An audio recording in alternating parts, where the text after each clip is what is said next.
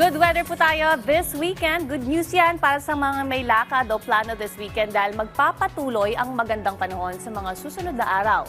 Mahina po ang habagat at nasa North Luzon lamang ito umiiral.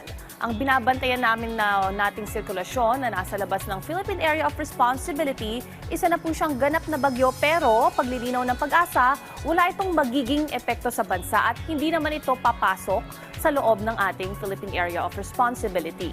Ngayong araw, makararanas naman ng bahagyang maulap na panahon at isolated rain showers sa Kanlurang Luzon, partikular sa Ilocos Norte, Ilocos Sur, Abra, Batanes at Babuyan Islands. At para naman sa nalalabing bahagi ng Luzon, Visayas at Mindanao, asahan ng fair weather condition.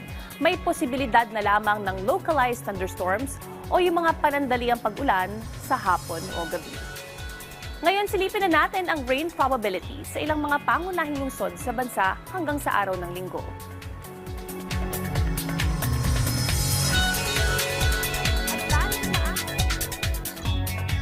Weekend weather sa ilang mga destinasyon sa bansa.